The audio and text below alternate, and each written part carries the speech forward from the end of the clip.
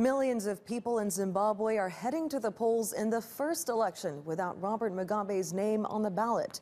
The election follows decades of his repressive rule, which has caused severe economic challenges. 23 candidates are running for president. The two frontrunners are incumbent Emmerson Mnangagwa of the ZANU-PF party and opposition candidate Nelson Chamisa from the Movement for Democratic Change. Zimbabwe has 5.7 million registered voters who are anxious for change after decades of economic paralysis. Half of them are under the age of 35. The country is expecting a high turnout of first-time voters, and the young are expected to play a key role. So will this be the election when Zimbabwe votes for change? Many voters say this year's election is different from those in the past.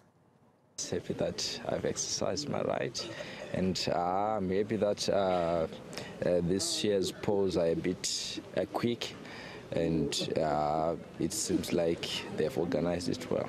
Yeah, it's very different in so many ways. For instance, the previous years, like in 2008, we voted. There was violence, there was runoff, and the others have to pull out.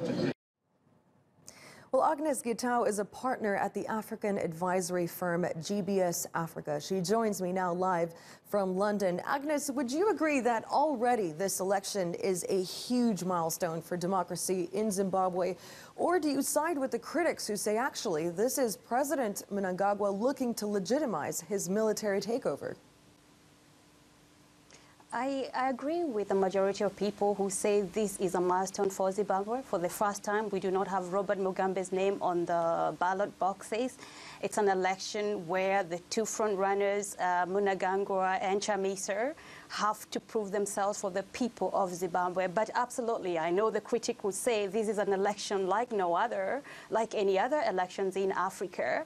What makes this one different is that the Chamisa, representing the MDC party, speaks the language of the young people, speaks the language of people who are tired of the political elite who for over 40 years have mismanaged the Zimbabwe as an economy and as a country. So this is a very important one. And the fact that it isn't a clear win, it's not going to be a, it's not just going to be a straightforward win for Mnangagwa. That Chamisa is also a great contender for this race. Well, when we get those results and one candidate comes out on top, there are lots of promises from both sides, from Mnangagwa and Nelson Chamisa, the opposition leader, to, once in power, turn the country's economy around. Do you expect that to actually happen if either candidate wins? Well, there is that vision, and there is always, as you know, politicians will always speak what the people, what the electorates want to hear. So turning around the economy, providing the much-needed jobs, improving the infrastructure of Zimbabwe, that's what every candidate is obviously going to say. But the question will come when it comes to implementing their vision or their promises to the electorate. Yes, we hear a lot of promises. We hear a lot of promises across Africa when politicians are running for office. But when it comes to actually delivering on those promises, it becomes a challenge. But we wait and see. But again, something different in this election is the fact that there is a commitment. The world is watching. The rest of Africa is watching to see whether they're able to turn this country around. Whether Mnangagwa, who was able to topple Mugabe after 40 years of power, whether he can actually turn around this economy and give the people of Zimbabwe what they really want. Now, we won't see an official result for a couple of days yet. So let's just get your prediction, Agnes. Who do you think will come out on top?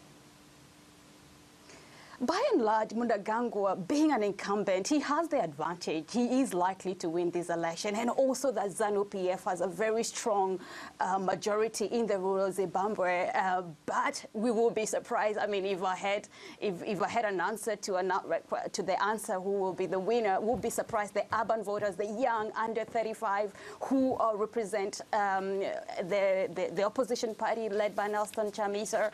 So it's just going to be a very close race. I am certain that Chamisa is giving Mnangagwa a run for his money, but by and large, I will not be surprised if Mnangagwa wins, the advantage of an incumbent, the fact that he's in the office, he knows the system. He's been in power with Mugabe for over 40 years, so he knows how the systems work. So likely, it's very unlikely. And in Africa, incumbents never lose elections. Incredibly historic moment for Zimbabwe. Agnes Gitau, many thanks for joining us there from London.